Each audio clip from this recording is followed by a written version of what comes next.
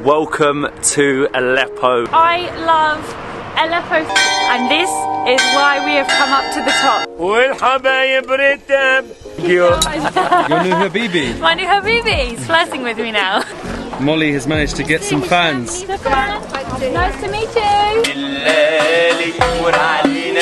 Saha. Good morning and welcome to Aleppo, Syria. They are words I probably never thought I would say, but welcome to the oldest city in the world, supposedly older than Damascus, dating back around 11,000 years. Probably when you think of Aleppo, unfortunately, you think of the crisis, you think of destruction. This is a city that was only liberated from the forces in 2016, but a city with so much potential. We are here on the main square. Our hotel that we've been staying at, the Aleppo Palace, is just behind us. We're actually currently on a 7-day road trip with our friends from Maronite Travel, and this was the place probably I was most excited to see, most excited to show the true story of. We always see the negative parts of Syria, but I'm sure Aleppo has so much to offer. Behind me, of course, you have another picture of the President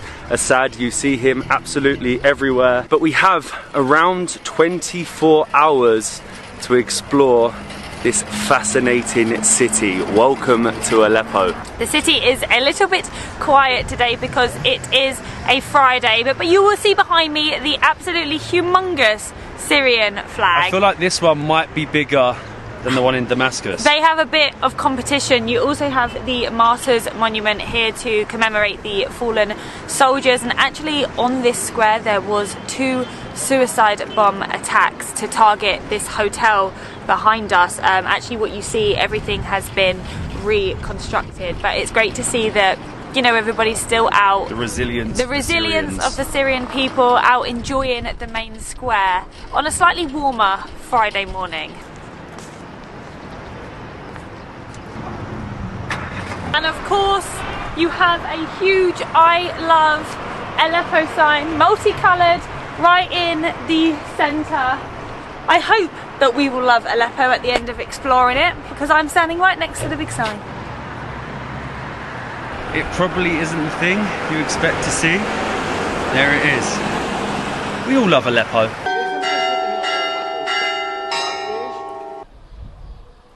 Who would have thought it? I love Aleppo. The more we travel this country, the more we realise how safe the areas we're travelling to actually are, and the more we question the fact that this is on the red list. There are so many destinations that are across the world that are on the red list, and it just doesn't make any sense because of things that have happened in the past. But as you can see, it's a Friday, and these beautiful 100-year-old streets, 100-year-old buildings with shutters are completely empty. We're actually heading to the Christian district. Look at this. This is stunning. This isn't what comes to mind when you think of Aleppo. I love the style and the architecture of all the buildings on this particular street, and actually I think because we have some very good tour guides that we're going to actually be able to head up to the top of the clock tower. Not making any promises. I feel like it's another common misconception, but they don't realise that all the religions here in Syria live peacefully. They do live peacefully together.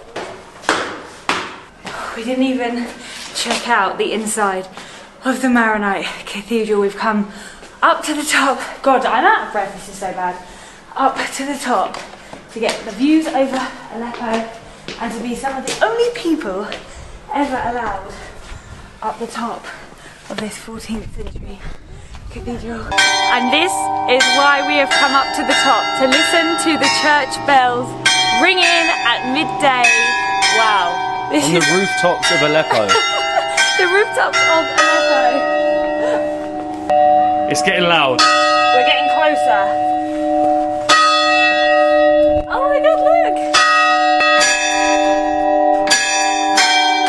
So we are on the top of the Maronite church, and you can see behind me there is this square, we call it Hattab Square, and unfortunately during the struggle that started in 2012 it was a huge destruction here. The militants bombed this place from beneath, from under the tunnel, and as a result we had a lot of destruction here. Before the crisis, this square behind me was the most beautiful attraction for the tourists. So when they finish their tour around the Citadel and so on, they come here and they enjoy a lot of things. Like there was a beautiful park here, there was bars, restaurants, cafes. It was really, really beautiful. Now they are really restoring this, and you can see maybe some parts are being restored now. It's such a beautiful location to get the contrast of the whole city. The roof that we're actually stood on right now was destroyed during the crisis and was rebuilt and reopened in 2020, but you can see just the sheer destruction. It is hard to miss it. You have the beautiful Citadel that we'll be heading to later today, but in between there are just thousands, hundreds of buildings, of homes completely and utterly gone, and amongst the rubble right now I can just see school kids on their way to school, on their way to meet their friends. Unfortunately, it's a stark reality. You have the beauty and the inspiring stories of places that have been rebuilt, but places that still haven't yet recovered. It just goes for miles, and then there in the distance is the famous Citadel. These views are pretty impressive. It is very impressive. The buildings are hundreds and hundreds of years old. I would be excited to see it once it is all rebuilt back to what it should be. It looks like they're putting a lot more money in here than they are in Homs. Yes. Redeveloping it. But it's one building at a time, you know, there's just so many, and it does take a long time. It takes a lot of money, it takes a lot of people to make it back together again.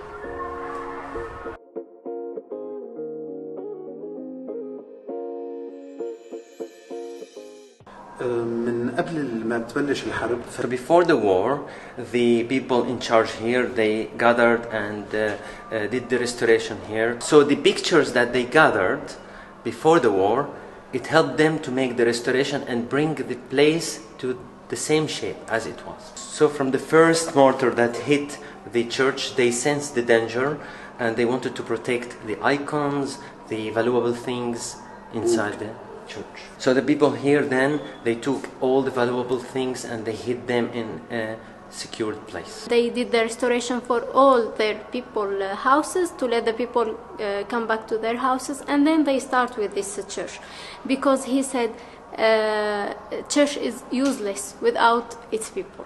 This is how the church looked after the city was liberated, just completely damaged. And this is during Christmas, just after the liberation, where they still carried out the celebrations amongst the rubble, and two of the mortars that actually hit the church itself. Welcome to the 13th century Citadel of Aleppo. حضارة وأدب اسمك يا شهبة يا شهبة كتب هو محبة حلب يا خيو هو محبة حلب. Shukran. Thank you very much. Thank you. Welcome. Thank you. Your new Habibi. My new Habibi, he's flirting with me now. From the most inspirational story that you will ever find, we have made it to the Citadel of Aleppo. Who even knew that Syria had these ancient blooming castles? They look like the sort of thing that you will find in Europe, in Germany, in absolutely perfect condition. This is actually one of the places of the city that remained relatively untouched. Actually, throughout history, no one has ever managed to take the Citadel of Aleppo, and it is absolutely packed. There's hustle, there's bustle, there's guys selling coffee, singing to Molly, flirting with Molly. Loads of full of nice restaurants, but you can't come here and not notice the destruction. For every nice building, there will be a blown out, destroyed building next to it. I'm a new friend. I don't know what you said. Habibi.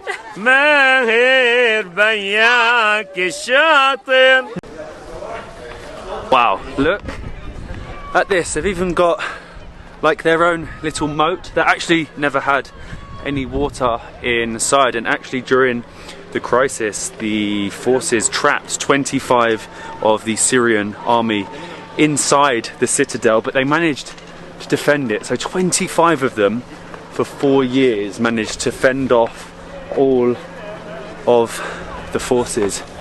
Just shows the resilience of the Syrians, and the views from up here as you get here, outstanding.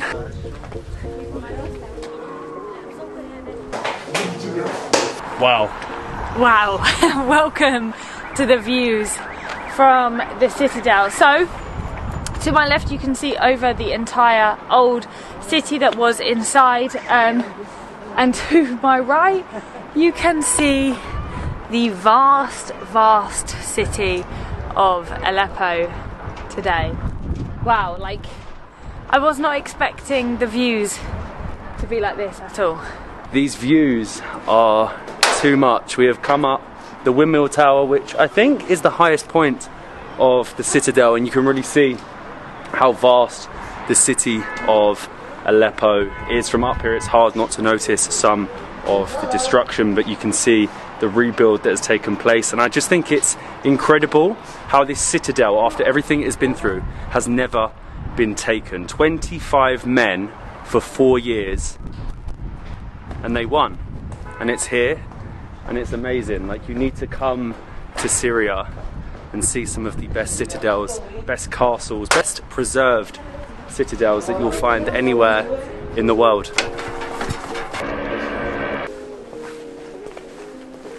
Molly has managed to get some fans. Nice to meet you. You have fans? Oh, they're just the sweetest. They're so shy. They're now running away. Look at they've run. I've scared them off.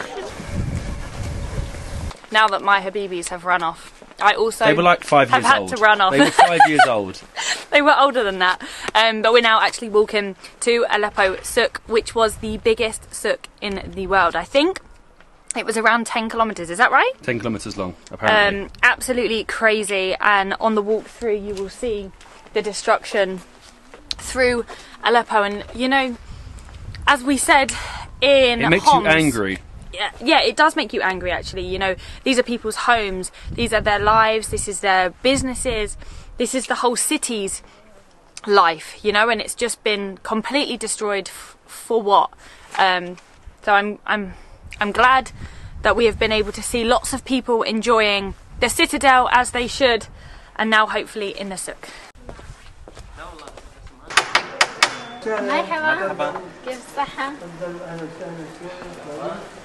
Salam. Into the soap factory we go. Hello. So we are in the soap factory, Jubeli factory, and now this mixture they are cooking it. It contains laurel oil, olive oil, and caustic soda. Don't miss this.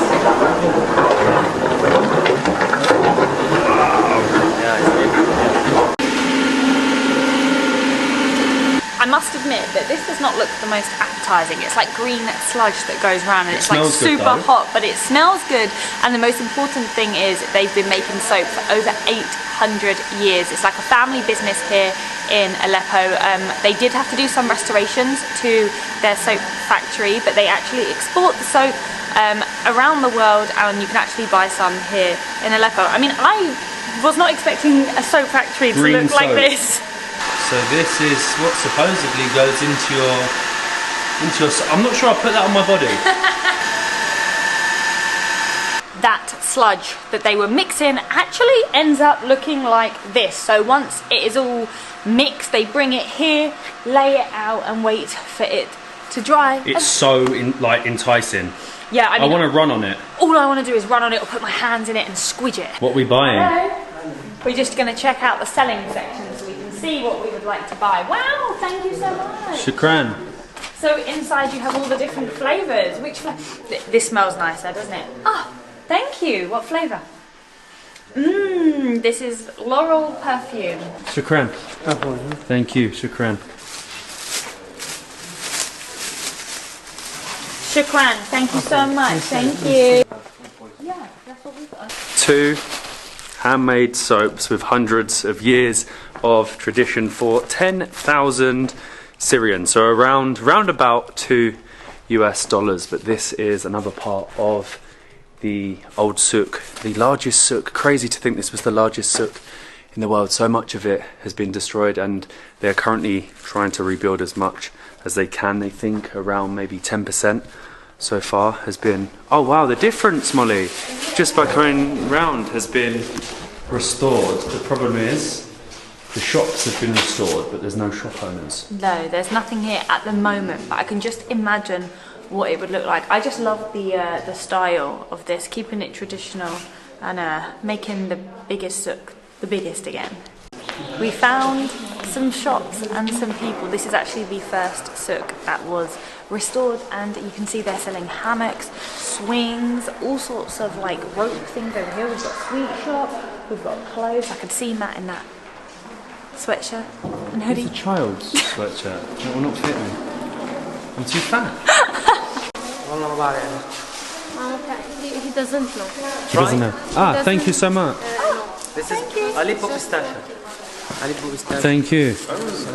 Let's see if they are good pistachios. Are they good? Oh, here we go. An Aleppo pistachio. Mmm, Laziz. Very good. I like it. Shukran. Aleppo pistachios are good. Shukran. That's okay. Keep the change. No problem. Thank you. Shukran. As-salama. Thank you. You can see from the architecture just how beautiful it used to be, like the grand bazaar in Istanbul, and hopefully over the years, year on year, more of it can be restored, rebuilt, and it can get back to its historic old ways. Of course, we couldn't come without buying something from one of the few shops that is open, so we have some... what have we got? What is this? We have some Aleppan marshmallows.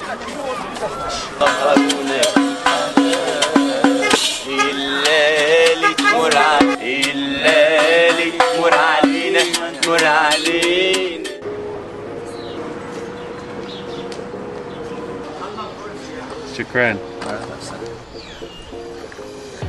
Saha. Cheers. What a location. Welcome to Bab Al Ahmar, and this has to be the best view from a restaurant that you will find in all of Syria. We are the only ones crazy enough right now to be sitting outside in January, but wow, this is not what I was expecting. We're sat here having a lovely Syrian coffee. We have lunch on the way, and this actually doubles as a hammam, so it's not only a restaurant. So if I want to scrub after I have my lunch, I can have a scrub and take in one of the most beautiful citadels in the entire world. Just look at this place. These are some of the amazing places, beautiful restaurants that aren't shown and talked about when you think of Aleppo. Look at this. Such a great view. It is outrageous. Thank you. Welcome. You've stolen my seat, but we are well and truly feasting. We have some like burek. We have, what is this? متبل. Mutabbal, baba ganoush, hummus, and mahanmara. And we also have a mixed grill kebab, chicken, lamb, beef. I think I'm going to go with the mahabra. Mahamara, which looks good. I just love the fact that it's always bread and dipped and meat. It's sweet. Yeah. It's almost like a dessert. We have a huge Syrian feast here. I'm having the Syrian burek, which is stuffed with cheese, I think. Oh, Are they good? It's like spicy. Rami now wants one. They're so good. Spicy. I'm choking on it. Olives, cheese, and it's actually really interesting. This restaurant, during the crisis, the forces actually used as like a stronghold to try and attack the fortress, but obviously we know they did not succeed, and now we have a stunning restaurant in the heart of Aleppo Old Town.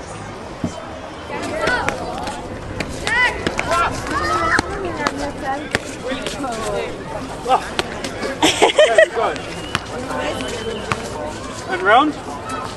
No! Nearly. Again.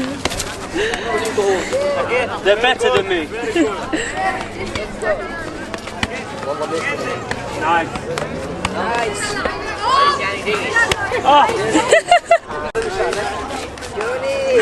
So I've been invited to play football with the locals of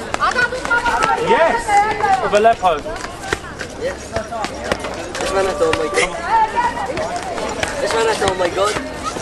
I think that was the best food we have had so far in Syria. Hands down, we are all in agreement, and all of that food for all of us was around only $20 with a view like that. And I am actually being bullied by the local children of Aleppo who are showing me up. They're all better than me at football, but I think that shows, hello, I think that just shows how friendly they are, how great they are, that they want to invite me, a silly foreigner, to play football with them.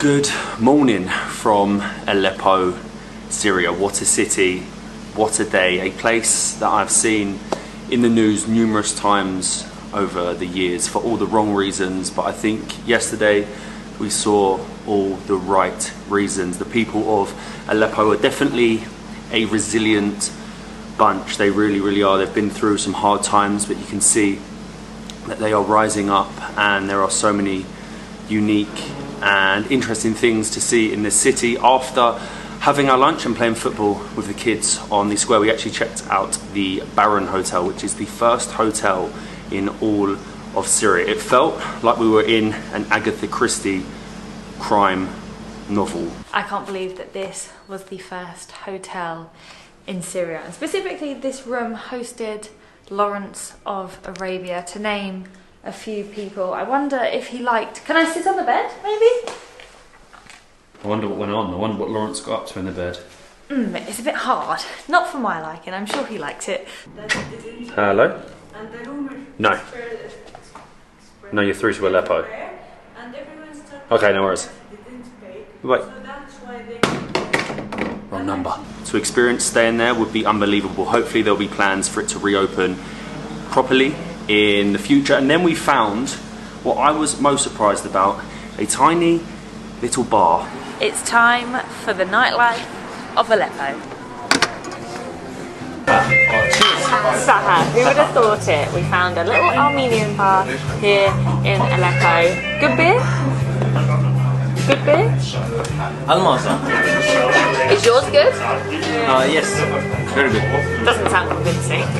I think there are quite a few misconceptions, not just about Syria, but definitely about Aleppo itself. It's just like any other city in the world. Bars, restaurants, citadels, incredible food on rooftops in the sunshine. It's a great city, and I think the future will be bright, but we have to thank our friends Mary and Rami. They made it so much better than it would have been just on our own. They seem to know all the best spots, all the best people, and they make me laugh all day long. They are everything that is great about Syria. But if you are doing a tour, make sure you do it with Maronite. They are the best in the game in Syria, and they will make your experience just like unbelievable. We have a lot left to see and do. We're actually heading to Crac de Chevalier today. We're on a little bit of a road trip again across the country, heading to a blooming castle on top of a mountain.